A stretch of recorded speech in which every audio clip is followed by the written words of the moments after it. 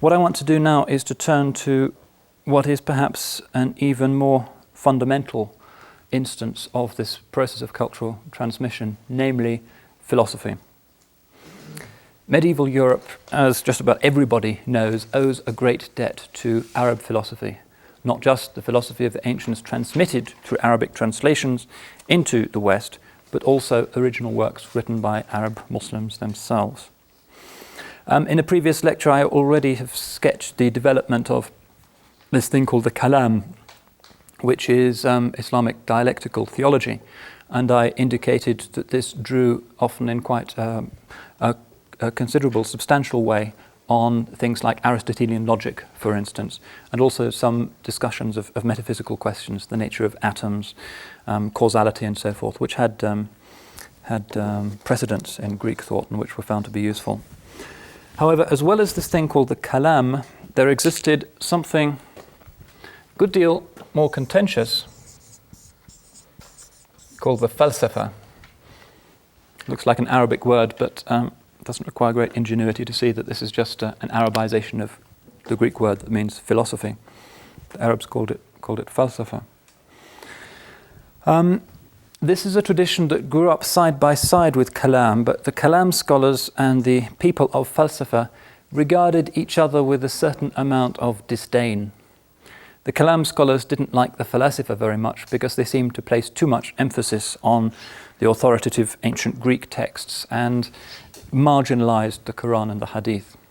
Whereas the falasifa were very confident in the capacity of reason, more or less unaided, to reach and determine ultimate truths, and saw the kalam people as being people who were intellectually rather hobbled by their insistence on bringing in quotations, proof texts from the Islamic scriptures. So these two traditions existed in a state of considerable tension. Nonetheless, there was mutual influence. You can see in the falsafa of Ibn Sina, the same chap who produced this book called the Canon, also the greatest Muslim medieval philosopher, that he draws on things from Islamic theology, particularly Ash'arism, and he also draws on some other teachings that were coming up in the, to some extent, Neoplatonized mystical tradition of Islam. He also had mystical writings. So there wasn't a kind of clear-cut dividing line between these two traditions. Nonetheless, they did exist in a state of tension in Islam. The first great Arab philosopher was a man called Al-Kindi. Some of his books have been preserved. His influence on medieval Europe was relatively slight compared to his successors. Ibn Sina, Avicenna, was really the great figure, whose book Ash-Shifa, which means the healing, i.e. the way of satisfying those pressing questions, was translated in large part into Latin in due course. There was also a man called Ibn Rushd, the third of the great Arabic philosophers, Ibn Rushd Averroes, who was the Maliki chief judge of Qurtuba, but who also in his spare time, as it were, was very influenced by... Would you write the name of the first and second and third philosopher? Yeah.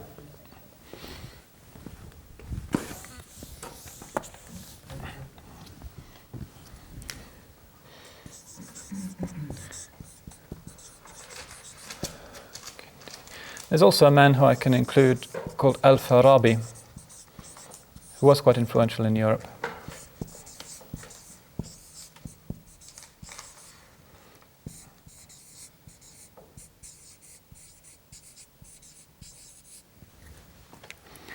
Farabi was a Turk from Central Asia who was a fairly thoroughgoing Platonist.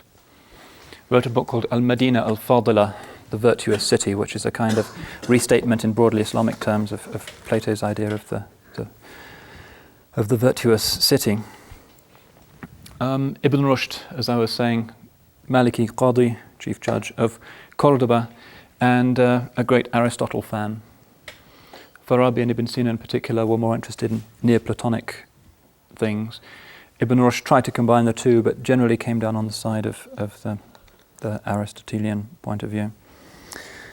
So what was happening again over the frontier in Europe? How did this tradition migrate? Well, the first great Catholic theologian of the Middle Ages was Anselm. And Anselm's a pretty original thinker. Much of what he says is actually off his own bat, based on his own intelligent pondering of Scripture. But he also, we know, had access to some Greek texts in Latin translation that had been preserved by people like Boethius a couple of centuries earlier. Anselm is important as the person who set the stage for the introduction later on of the Arab philosophy. He created a foundation for the later successful creation of a Western Christian philosophical system, something which had not been attempted in the West previously. However, he himself, nor his immediate successor, a certain Peter Abelard, really could claim to have cracked the problem of how to present all of the details of the Christian faith in a philosophically coherent fashion. They simply use some of the more elementary tools of Greek dialectical reasoning to illuminate already established truths.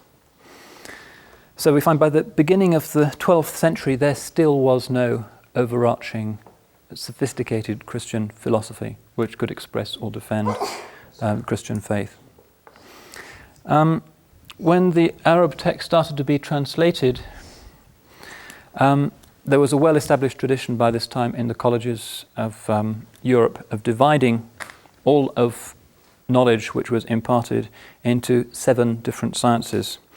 May as well write this up. Divided into 2 broader categories known as the trivium and the quadrivium.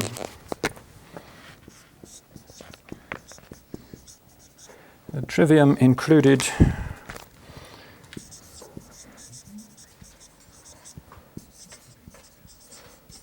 grammar, rhetoric, and logic, and then, usually for more advanced students, something called the quadrivium syllabus, which was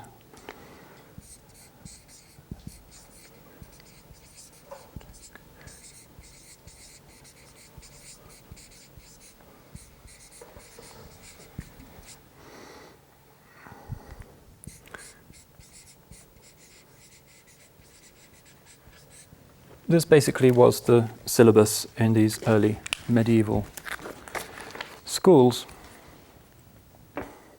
Now you'll notice that there's little room here really for the study of philosophy or philosophical theology. No room similarly, it seems, for the objective rationalizing study of ethics, or in fact for several other more abstract issues that had occupied the Greeks. The situation only changed when we find translations from Arabic coming along. And these translations, the most important of these translations were those made by this Segovia priest, Domenico Giundisalvi, whom I mentioned a while back. And it was Giundisalvi really who not only translated these texts, but popularized them and made them comprehensible to people who had been formed by this rather limited syllabus. So he wrote his own little books which summed up the Arabic knowledge. He wrote a book called On the Immortality of the Soul, for instance, which is entirely derived from Ibn Sina and which proved immensely popular. Even more influential in the longer term was his translation of a key book by Al-Ghazali, known in Arabic as Maqasid al-Falasifa.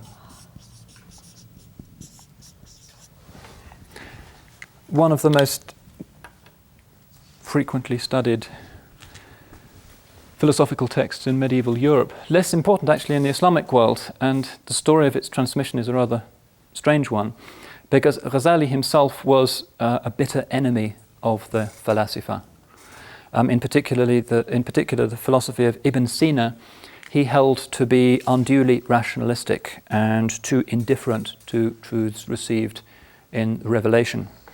Ghazali wrote a book called Tahafut al-Falasifa, The Incoherence of the Philosophers, which is regarded as the great intellectual monument of classical Islam, really.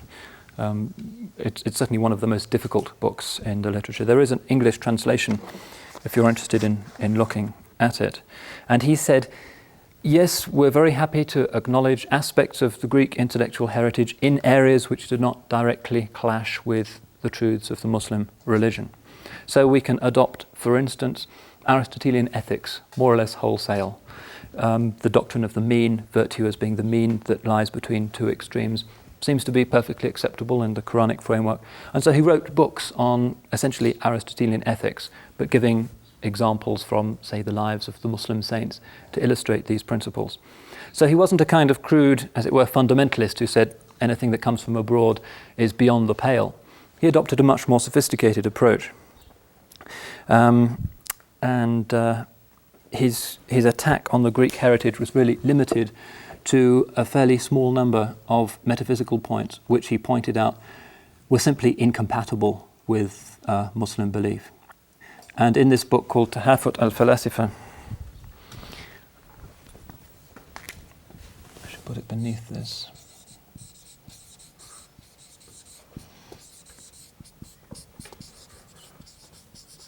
Might be more useful if I just give you the English translation, but you remember it means the incoherence of the philosophers.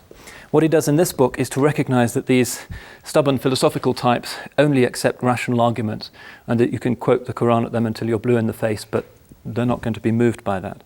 And so he, very unusually and courageously for an Orthodox Muslim scholar, decided to use rational tools in order to show the internal contradictions of the Ibn Sina Neoplatonizing worldview.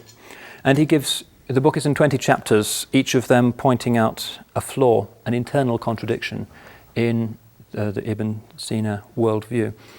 And he says that on 17 of these issues, the falasifa must be declared more or less heretical, although still within the pale of Islam. But on 3 of them, they have to be considered non-Muslims. He actually anathematizes them. And those 3 famous issues are, first of all, Ibn Sina follows an emanationist view of the emergence of the world from nothingness. He doesn't accept that the world was created ex nihilo. He thinks it's coming into being constantly, which was the Neoplatonic view. This conflicts with the Quranic view, therefore he can't really consider himself a Muslim. Similarly, and for more complex reasons, Ibn Sina had apparently denied what's called God's knowledge of particulars. He said that God is so great and perfect that he would be demeaned if he knew about all the tiny little trivial things that happen in this world. He just knows the bigger significant events. And Ghazali says, we have Quranic verses saying that not a leaf falls from a tree but that God knows it. Therefore, Ibn Sina cannot be considered a Muslim. And the third great issue was that of the eternity of the world. Ibn Sina, again, because of the logic implicit in this emanationist view of the world as a necessary emanation from God, said that there would be no final winding up of the whole show. The world was going to go on forever. And Ghazali comes up with some very interesting ways of arguing against this. For instance, he says that it's incoherent to believe in the eternity of the world even on the emanationist theme, because the emanationists assumed that there was an accumulation of objects in the world. Things are coming into existence in this sublunary sphere. And yet, Plotinus also says the sublunary sphere is finite, and hence we have a contradiction. How can you have an infinite accumulation of objects which each take up a finite, discrete space in a finite sphere? He says the world is going to fill up, therefore the emanationist theory makes no sense. So that's an example of the kind of argument he's using. He's not just quoting the Qur'an at them, he's showing how their own system is incoherent and doesn't add up. So this is a key debate in medieval Islam. And I mention it because one of the interesting things Ghazali does is, because he's really dedicated not just to firing off a polemic or to show off before his pious colleagues, but he really wants to refute them, is that he is very careful to ensure that he does not misrepresent their doctrines.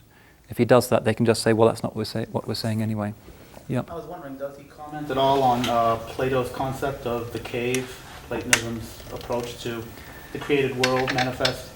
He uses the cave, and it's quite a common idiom in Muslim mystical writing, but as as an illustration of the mystical topos, that what we see around us we take to be real, but we have no rational proof that there isn't a greater reality that lies behind it.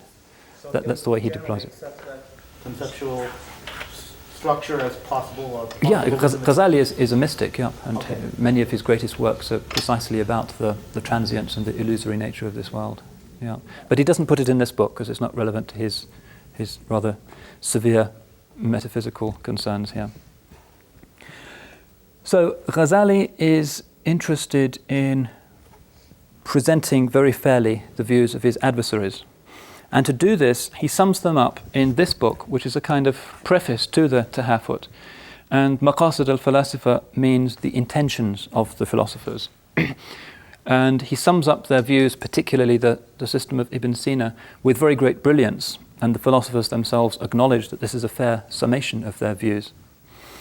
And what happens when the transmission to Europe becomes almost a torrent in the 12th and 13th century is that this book, although it's occasionally referred to, doesn't seem to have been widely read. Whereas this book, which is just the prologue to it, the overture, becomes extraordinarily popular. It's translated into Latin and everybody's reading it. And so Ghazali, for the medieval European, becomes a kind of Ibn Sinian philosopher. They don't realize that he's merely setting up this as a target in order subsequently to knock it down. And this book, Maqasid al-Falasifa, becomes the classic short manual. It's about 300 pages of the Neoplatonic synthesis as advanced by Ibn Sina. So Aquinas, for instance, when he quotes from Al-Ghazal, which is his way of referring to Al-Ghazali, is usually talking about this work. And he assumes that Ghazali was a kind of Aristotelian Neoplatonic skeptic, rather than a Muslim theologian. So that book is translated. I mentioned that Ibn Sina's book, the Shifa, is also translated. The Arabic Shifa becomes the Sufficientia in Latin. So when we find Thomas Aquinas creating this thoroughly brilliant intellectual summation of scholastic learning, Thomas Aquinas draws particularly on Ibn Sina, especially this work, the Sufficientia. He draws on the Maqasid al-Falasifa of Ghazali, but he also draws on this man, Ibn Rushd, known to the West as Averroes.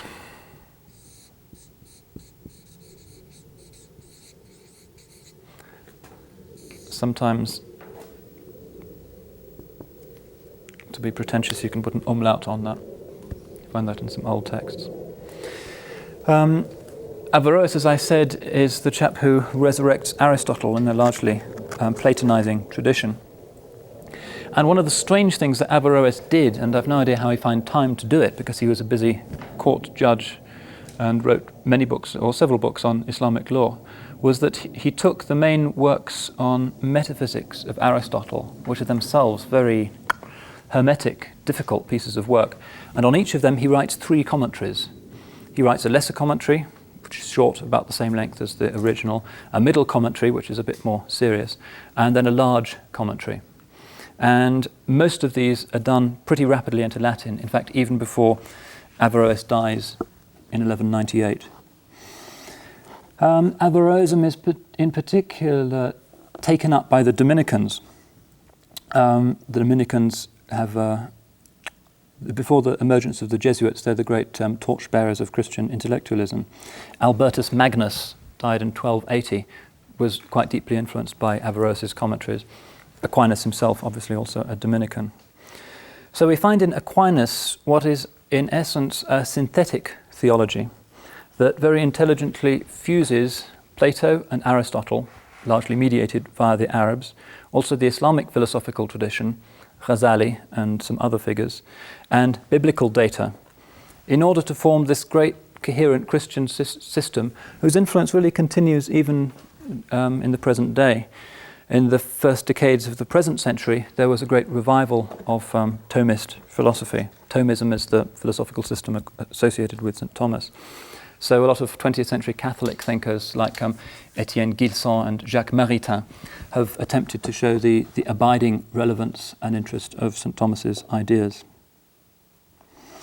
The other pupils, as it were, of Ibn Rushd in Europe were the so-called Latin Averroists. And unlike Aquinas, who, rather like Ghazali, was concerned to show the proper relationship between reason and revelation, that they had a symbiotic rather than a necessarily conflictual relationship, that the Latin Averroists really erred on the side of rationality. And they picked up an idea that Ibn Rushd had developed and that provoked considerable controversy in the Islamic world, which is known as the theory of the double truth. How on earth can we reconcile these apparent conflicts between the conclusions of logic as developed through philosophy on the one hand and the clear requirements of belief as set forth in revelation? And Ghazali, as I indicated, said that you have to push the philosophers to one side on a number of issues where they clearly conflict with revelation. Revelation is infallible, the mind is not. The Latin Averroists, on the other hand, went even further than Ibn Rushd had done with this idea of the double truth. And they took it to mean that two contradictory propositions can both be true. That the epistemological register of revelation is something that's in a completely different category to that of reason. Therefore, you can simultaneously say the world has always existed as an emanation from the Godhead, and you can say the world came into existence in time. And they have a fairly sophisticated way of showing how those two can somehow be reconciled. There are books by Ibn Rushd, by the way, which have been done into English, if you want to see exactly how he thinks he can achieve this. The greatest Latin Averroist was Belgian.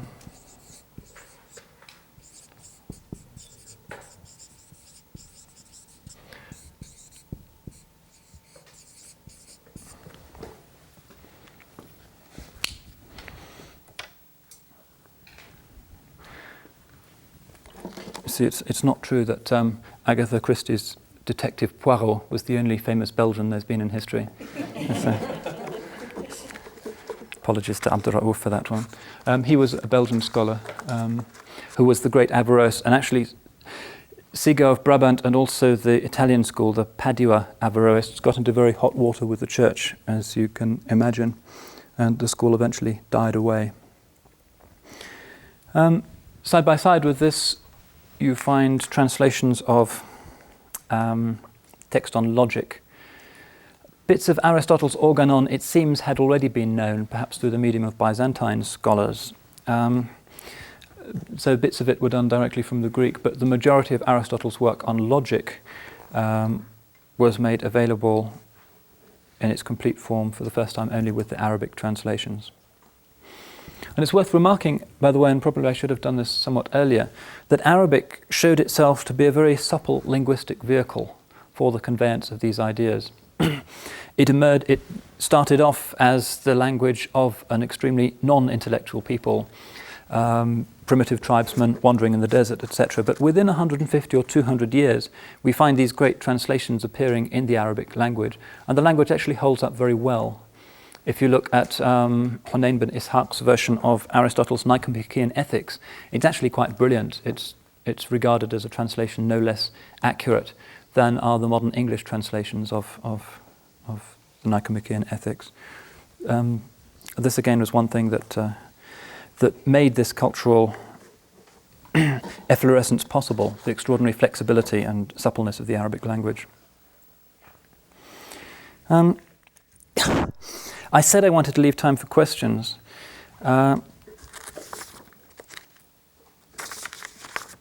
Maybe the most sensible thing is if I ask you if you've got a lot of questions, or whether I should press on. Hands up if you've got a question. It's not a huge number. I've obviously convinced you utterly, so. Or baffled you utterly.